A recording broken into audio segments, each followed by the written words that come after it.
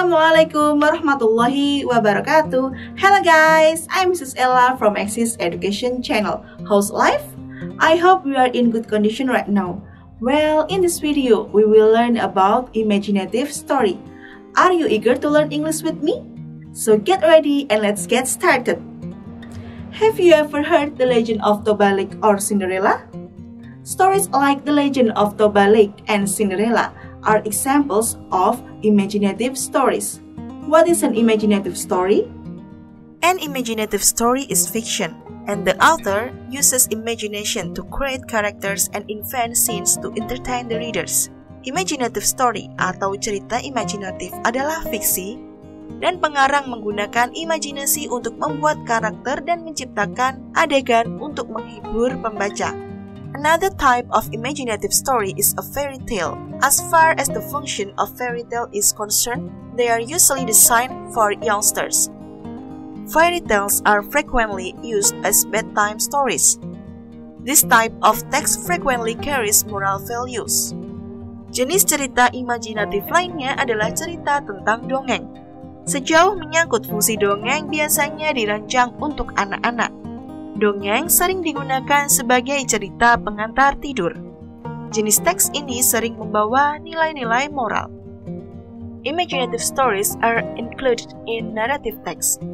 So, a narrative text is an imaginative story to entertain people. The goal of narrative text is to make the reader feel as if he or she is witnessing what happens in the text.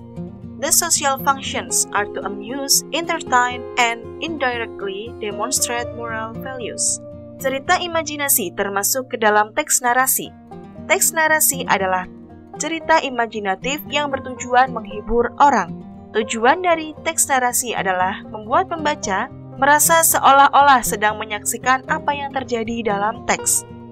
Fungsi sosial adalah untuk menghibur dan secara tidak langsung menunjukkan nilai-nilai moral.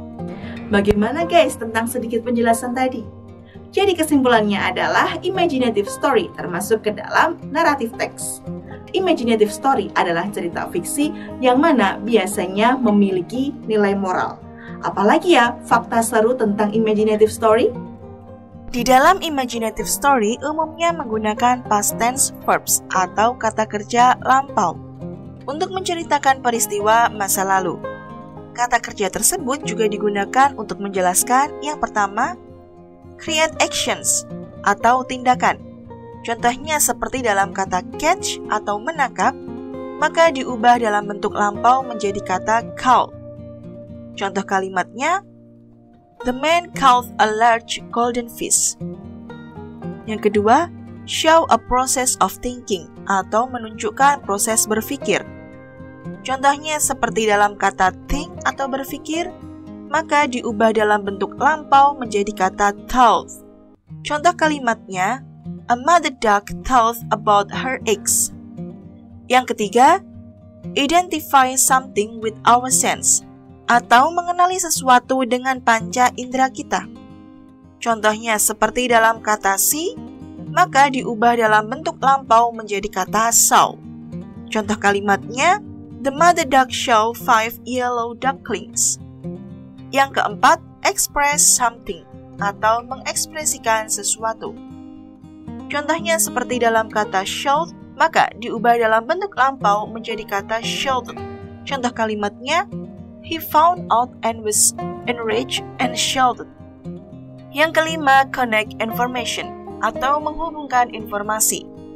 Dalam menghubungkan subjek atau pelaku dengan kata kerja, biasanya menggunakan to be is atau am atau are, yang bisa diubah dalam bentuk lampau menjadi was atau were. Contoh kalimatnya yaitu, his daughter was so hungry. Nah sekarang kita ketahui yuk bagaimana contoh dari cerita imajinasi atau imaginative story. Kalian simak dengan baik ya. The Legend of Surabaya. A long time ago, there were two animals, Sura and Baya. Sura was the name of a shark, and Baya was a crocodile, and they lived in the sea. Once, Sura and Baya were looking for some food. Suddenly, Baya saw a goat. Yummy! "This is my lunch," said Baya. "No way, this is my lunch. You are greedy," sighed Sura.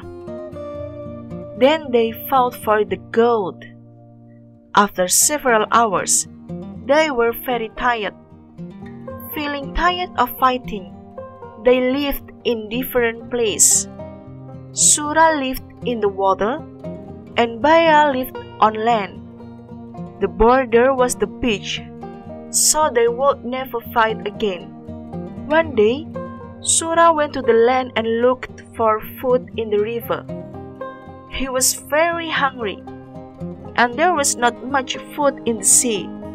Baya was very angry when he knew that Sura had broken the promise. They fought again. They both hit each other. Sura bit Baya's tail.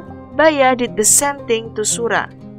He beat very hard until Sura finally gave up and went back to the sea. Baya was happy. Bagaimana tentang cerita tadi, guys? Cerita tadi menceritakan tentang apa ya? Benar sekali, cerita tadi menceritakan tentang The Legend of Surabaya atau legenda sebuah kota yakni Surabaya. Oh ya guys, sebuah imaginative story atau cerita imajinasi harus bisa kita analisis karakter ataupun tokohnya, karakteristik ataupun wataknya, dan setting ataupun latarnya. Misalnya, kita akan menganalisis dari cerita The Legend of Surabaya. Kita akan menganalisis tokoh dan wataknya atau karakter dan karakteristiknya. Nah, coba kalian tebak siapa ya tokoh yang ada dalam cerita legenda kota Surabaya tadi? Benar sekali, jawabannya adalah Sura dan Baya. Sekarang kita coba cari karakteristik atau watak dari tokoh tersebut yuk. Berdasarkan kalimat "No way, this is my lunch, you are greedy," said Sura, kita jadi mengetahui bahwa watak atau karakteristik dari Baya adalah greedy. Greedy artinya tamak. Berdasarkan kalimat yang lain yaitu Baya was very angry when he knew that Sura broke the promise. Maka kita mengetahui bahwa watak atau karakteristik dari Sura adalah traitor yang artinya pengkhianat karena ia tidak menepati janji. Selain itu, kita bisa menganalisis setting atau latar pada cerita tersebut. Setting atau latar terdiri dari place atau tempat, time atau waktu, how story began, bagaimana cerita dimulai, problem atau masalah, dan how the story end, atau bagaimana cerita berakhir. Yang pertama yaitu place atau tempat. Tempatnya berada di sea and river atau laut dan sungai. Yang kedua, time-nya tidak dijelaskan. Yang ketiga yaitu how story began atau bagaimana cerita dimulai. Cerita dimulai ketika dalam kalimat when they fought for the gold atau ketika mereka memperebutkan kambing. Lalu problem atau masalahnya yaitu terdapat pada kalimat Baya was very angry when he knew that Sura broke the promise. Yang artinya Baya sangat marah ketika dia mengetahui bahwa Sura melanggar janjinya. Dan yang terakhir, how the story end atau bagaimana ceritanya berakhir terdapat pada kalimat Sura finally gave up and went back to the sea. Yang artinya Sura akhirnya menyerah dan pergi kembali ke laut. Nah, itulah tadi analisis dari cerita tentang The Legend of Surabaya. So now we know what imaginative story is. Thanks for watching. Don't forget to like, comment, and share this video. See you in the next video guys. Wassalamualaikum warahmatullahi wabarakatuh.